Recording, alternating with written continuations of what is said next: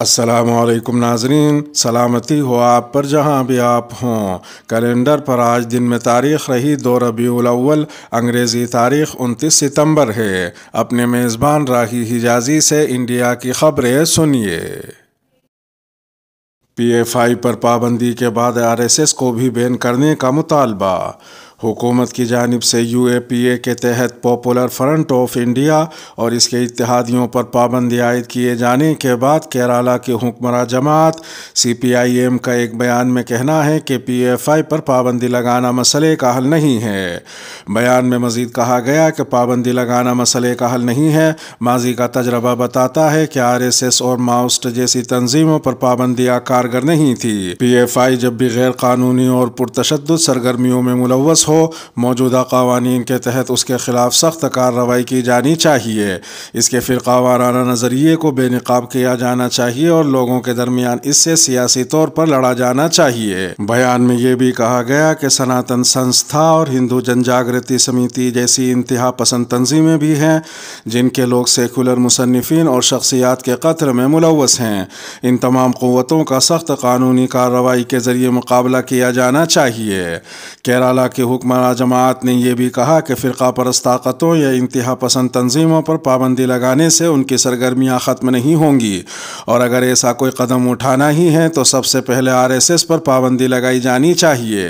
اس سے قبل RJD سپریمو لالو پرساد یادو نے بدھ کو مطالبہ کیا تھا کہ RSS جیسی تنظیموں پر بھی پابندی عائد کی جائے۔ لالو پرساد یادو نے اپنی ٹویٹ میں کہا، PFI کی طرح جتنی بھی نفرت اور عداوت کو ہوا دینے والی تنظیمیں ہیں سب پر پابندی لگنی چاہیے، جس میں RSS بھی شامل ہیں۔ سب سے پہلے RSS کو بین کریں، یہ اس سے بھی بدتر تنظیم ہے۔ انہوں نے مزید لکھا کہ RSS پر پہلے بھی 2 بار پابندی لگائی گئی ہے۔ قابل ذکر ہے کہ 1948 میں مہاتما گاندھی کے قتل کے بعد RSS پر پابندی لگا دی گئی تھی، جسے 1 سال بعد ہٹا دیا گیا تھا۔ اس میں ایک عجیب و غریب بات یہ ہے کہ سال 2019 میں دی وائر نے ایک رپورٹ میں بتایا تھا کہ RSS پر پابندی سے متعلق دستاویزات عوامی طور پر دستیاب ہونے چاہیے، لیکن اس وقت ایک RTI درخواست کے جواب میں بتایا گیا کہ RSS پر پابندی سے متعلق دستاویزات نہ تو نیشنل آرکائیوز کے پاس ہے اور نہ ہی وزارت داخلہ کے پاس۔ قبل ازیں منگل کو CPIM کے ریاستی سیکریٹری MV گوندن نے کہا تھا، اگر کسی تنظیم پر پابندی عائد کی جانی چاہیے تو وہ RSS ہے۔ یہ فرقہ وارانہ سرگرمیوں کو انجام دینے والی سرکردہ تنظیم ہے، کیا اس پر پابندی لگائی جائے گی؟ دریں اثنا کانگریس نے کہا کہ وہ اکثریت پرستی یا اقلیت پرستی کی بنیاد پر مذہبی جنون میں فرق نہیں کرتی۔ پارٹی کے جنرل سیکریٹری جے رام رمیش نے ایک بیان میں کہا، کانگریس پارٹی ہمیشہ سے ہر قسم کی فرقہ پرستی کے خلاف رہی ہے۔ ہم اکثریت پرستی یا اقلیت پرستی کی بنیاد پر مذہبی جنون میں فرق نہیں کرتے۔ کانگریس کے سینئر لیڈر اور کیرالہ کے سابق وزیر داخلہ رمیش چینیتھلا نے کہا کہ PFI پر پابندی لگانے کا مرکزی حکومت کا فیصلہ خوشائند قدم ہے۔ انہوں نے مزید کہا کہ RSS پر بھی اسی طرح کی پابندی لگنی چاہیے۔ دونوں تنظیموں نے فرقہ وارانہ منافرت کو ہوا دی اور اس طرح سماج کو تقسیم کرنے کی کوشش کی ہے۔ وہیں کیرالہ سے کانگریس کے رکن پارلیمنٹ کوڈینکل سریش نے کہا، ہم RSS پر بھی پابندی لگانے کا مطالبہ کرتے ہیں۔ انہوں نے مزید کہا کہ PFI پر پابندی لگانا اس کا علاج نہیں۔ RSS بھی پورے ملک میں ہندو فرقہ پرستی کو ہوا دے رہی ہے۔ RSS اور PFI ایک جیسے ہیں، اس لیے حکومت کو دونوں پر پابندی لگانی چاہیے، صرف PFI ہی کیوں؟ کرناٹک کے سابق وزیر اعلیٰ سدارمیا نے بھی RSS کے خلاف کارروائی کا مطالبہ کیا ہے۔ انہوں نے کہا کہ ہم امن و امان میں خلل ڈالنے والوں یا جو لوگ قانون کے خلاف ہیں ان کے خلاف کارروائی کی مخالفت نہیں کرتے۔ انہوں نے مزید کہا کہ RSS اور دیگر بھی اسی طرح امن کو خراب کر رہے ہیں، ان کے خلاف بھی کارروائی ہونی چاہیے، ایسی کسی بھی تنظیم پر پابندی لگنی چاہیے۔ مدرسوں کے اوقات میں 1 گھنٹے کا اضافہ۔ اتر پردیش مدرسہ ایجوکیشن بورڈ کے صدر افتخار احمد جاوید نے ریاستی حکومت سے منسلک تمام سرکاری مدرسوں کو ہدایات جاری کی ہیں کہ وہ طلباء کے لیے 6 گھنٹے کی تعلیم کو یقینی بنائیں تاکہ انہیں دوسرے اسکولوں کی سطح پر لایا جا سکے۔ یہ حکم 1 اکتوبر سے نافذ العمل ہوگا۔ افتخار احمد جاوید نے کہا، حکومت چاہتی ہے کہ اساتذہ نئے ٹائم ٹیبل کے مطابق کام کریں۔ دن کا آغاز صبح 9 بجے دعا سے ہوگا، جس کے بعد قومی ترانہ ہوگا۔ اس کے بعد بعد دوپہر تک کلاسز جاری رہیں گی۔ طلباء اور عملے کے لیے لنچ 12 بجے ہوگا، یہ دوپہر 12 سے 12:30 بجے تک ہوگا، اس کے بعد 3 بجے کلاسز ہوں گی۔ انہوں نے مزید کہا کہ تمام مدرسوں کو اپنے نظام الاوقات پر سختی سے عمل کرنے کی ہدایت کی گئی ہے۔ ادھر ایک دوسری خبر میں الہ آباد ہائی کورٹ نے وارانسی کی ایک عدالت کے گیان واپی مسجد کا ASI سروے کرانے کے حکم پر لگی روک میں 31 اکتوبر تک توسیع کر دی ہے۔ متعلقہ فریقوں کے دلائل سننے کے بعد جسٹس پرکاش پاڈیا نے معاملے کی اگلی سماعت کے لیے 14 اکتوبر کی تاریخ مقرر کی ہے۔ میوے سے بھرے ٹرکوں کو روکنے کا معاملہ، SSP ہائی وے کا تبادلہ۔ جموں کشمیر حکومت نے SSP ٹریفک ہائی وے کا ٹرانسفر کر دیا ہے۔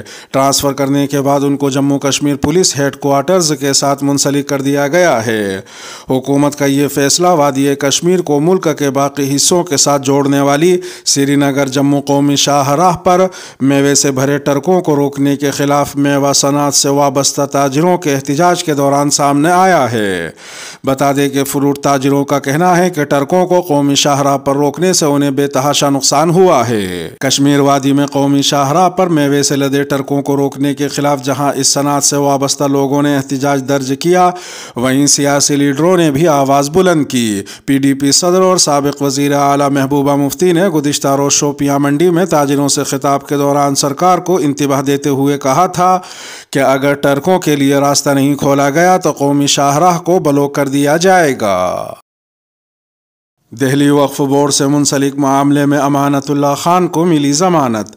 نئی دہلی کی ایک عدالت نے دہلی وقف بورڈ میں مبینہ بے ضابطگی سے جڑے معاملے میں عام آدمی پارٹی کے رکن اسمبلی امانت اللہ خان کو ضمانت دے دی ہے۔ واضح ہے کہ اس سے قبل منگل کے روز خصوصی جج وکاس ڈھل نے فیصلہ محفوظ رکھ لیا تھا۔ امانت اللہ خان کی طرف سے پیش ہونے والے سینئر وکیل راہل مہرا نے کہا تھا کہ کسی بھی اصول کی خلاف ورزی نہیں کی گئی ہے اور یہ الزام محض خامی ہے۔ انہوں نے مزید کہا کہ فنڈ کا کوئی غلط استعمال نہیں ہوا اور نہیں پہلی نظر میں اس کا کوئی ثبوت ہے۔ فنڈ کے مبینہ غلط استعمال کے سلسلے میں وکیل نے کہا تھا کہ ایک ایک پیسے کا حساب رکھا گیا۔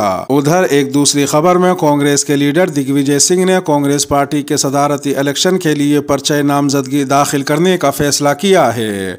ان کے قریبی ذرائع نے بتایا کہ الیکشن لڑنے کا فیصلہ ان کا نجی فیصلہ ہے، گاندھی خاندان کے کسی فرد نے ان سے ایسا کرنے کو نہیں کہا ہے۔ واضح ہے کہ کانگریس کا ابتدائی منصوبہ راجستھان کے وزیر اعلیٰ اشوک گہلوت کو پارٹی کا صدر بنانے کا تھا، لیکن راجستھان کے سیاسی ڈرامے نے گاندھی خاندان کو ناراض کر دیا ہے۔ گربا میں گئے 2 مسلم نوجوانوں کی پٹائی، نیم برہنہ کر دیا۔ گجرات کے احمد آباد سے ایک ویڈیو سامنے آئی ہے جس میں گربا کھیلنے گئے 2 مسلم نوجوانوں کو مارا پیٹا جا رہا ہے۔ یہ واقعہ احمد آباد کے سندھو بھون علاقے میں پیش آیا۔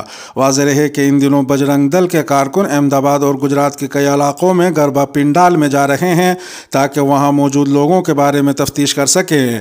ایسے ہی ایک گربا پنڈال میں بجرنگ دل کے کارکنوں نے کچھ مبینہ مسلم نوجوانوں کو پایا اور ان کی پٹائی شروع کر دی۔ وائرل ویڈیو میں دیکھا جا سکتا ہے کہ وشو ہندو پریشد اور بجرنگ دل کے کارکنوں نے دونوں مسلم نوجوانوں کی پٹائی کی اور انہیں نیم برہنہ کر دیا۔